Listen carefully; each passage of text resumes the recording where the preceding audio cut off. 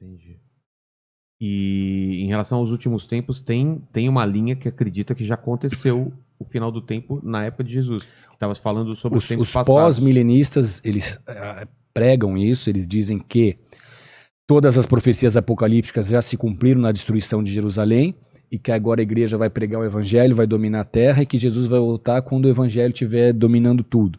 Só que é uma linha que foi popular no início do século XX, com tudo que aconteceu no século XX, Primeira Guerra, Segunda Guerra, as doenças todas. Eles começaram a repensar isso, poxa, peraí, acho que não é bem assim. Isso voltou a ficar muito forte agora, tem muitos líderes pregando isso hoje, mas com essa pandemia, por exemplo, e com todos os sinais de que a nova ordem mundial está sendo implantada, muitos desses líderes vão ter que repensar sua posição teológica. E anticristo é uma coisa que de tempo em tempo o pessoal escolhe um para ser o anticristo, né? Todas as teorias possíveis já foram criadas sobre quem será o anticristo. E não vai Mas ser o tão fato fácil é que assim. muito provavelmente ele está vivo. Já está vivo? Muito provavelmente ele já está aí no cenário mundial e que daqui a pouco vai despontar. Que ainda não acendeu ainda, ele não apareceu. A gente não tem como saber. Existem muitas teorias. Eu tenho um amigo pessoal que já foi da Irmandade, que é essa cúpula mundial que prepara os governos para a vinda do anticristo, e os Illuminates e as grandes famílias poderosas, bilionárias.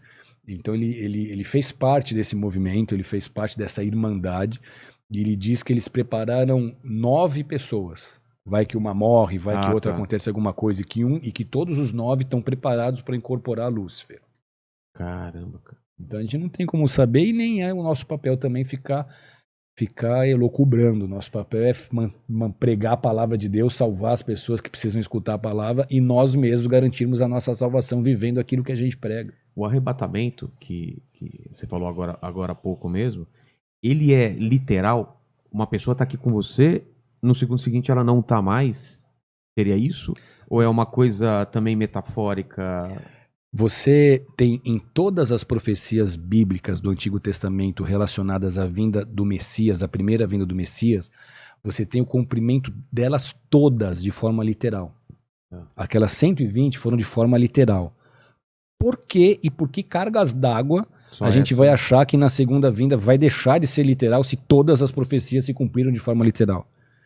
Então, sim, o arrebatamento vai ser um evento em que aqueles que estiverem nele vão ser recolhidos dessa terra. Tanto é que o próprio movimento da nova era, que é um movimento que tem a ver com essa implantação da nova ordem mundial, ele apregou já para tentar explicar o que vai ser o arrebatamento, que o arrebatamento vai ser um planeta chamado chupão, que vai chupar da Terra as pessoas que não estiverem preparadas para essa nova era. Como se fosse para já dar uma explicação para aqueles que ficarem do que foi o arrebatamento. Então, o arrebatamento, sim, vai ser o momento em que esses corpos físicos, isso já aconteceu na história. Enoque foi recolhido por Deus, Elias foi recolhido numa carruagem de fogo, isso não é novidade, isso já aconteceu na história. Então, o que nós veremos é exatamente isso. Os nossos corpos, como são, serão glorificados, como foi o corpo de Jesus. Jesus não ressuscitou no terceiro dia? O corpo dele era outro. Os próprios discípulos tiveram dificuldade de reconhecê-lo fisicamente. Eles reconheceram porque o coração ardia quando falava. Então, os nossos corpos vão ressuscitar glorificados e ele vai nos levar para o encontro da noiva, que é a igreja, com o noivo, que é Jesus. Para as bodas do Cordeiro, como ele ensinou. E a gente, por 7 anos, vai ficar nessa festa, enquanto o bicho vai estar pegando na terra. Não, mas os 7 anos... o arrebatamento acontece antes desse começo dos 7 anos. Segundo o que nós cremos e a maioria dos líderes creem, sim. Então, foi arrebatado, sei lá, 1/3 da população, 2/3, sei lá quanto. O arrebatamento vai ser uma surpresa para muita gente. Muita gente que você acha que vai ser arrebatada não vai. e muita gente que você acha que não vai. Não sei, porque o que a Bíblia diz, não sei se dá para a gente levar o pé da letra para ser muito matemático agora, mas toda vez que Jesus fala de arrebatamento, ele fala de 50-50. 2 numa cama, 1 será levado. 2 no campo, 1 será levado. 10 virgens, 5 prudentes, 5 nécias, 5 ficam, 5 sobem. Então não é metade da população, é metade da igreja. Na metade das pessoas que estão na igreja, se a linha for essa, metade fica. Então eu estou na igreja, mas não levo o evangelho a sério. Vivo uma vida dupla, cheio de pecados. Não honro a fé que eu demonstro ter. Meu discurso é divorciado das minhas ações. Aí fica. Negão, você vai ter uma surpresa que quando você olhar, você só vai ver os foi. É. E aí você vai botar a mão na cabeça e falar, fiquei. E as crianças? Fiquei. As crianças são puras, É, então, as crianças elas são não- inocentes. Entendeu? Fiquei. Só que aí, Tem uma série só que aí muito eu boa ainda tenho chance de ser salvo. Como? nesses 7 Se anos. já é difícil agora com a igreja e com o Espírito Santo, imagina quando o arrebatamento acontecer que o Espírito Santo vai subir e que a igreja vai junto. Você não vai ter a ajuda do Espírito Santo, você não vai ter a igreja. Como é que você vai conseguir Vai ter crer que em crer Jesus?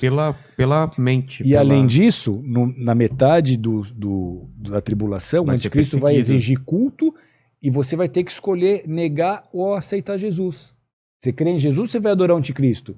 Vou te botar na frente de uma guilhotina que, aliás, já estão sendo fabricadas aos milhares, como a gente vai mostrar nas nossas aulas de escatologia.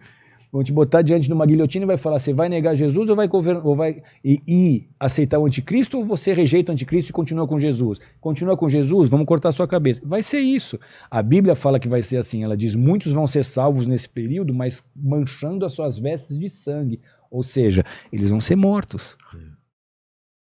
E nesses 3 anos e meio ainda vai ter muita conversão, mas pela dor, Vai ter conversão, mas exatamente assim. Muitas pessoas vão perder, eu quero Jesus, você vai morrer.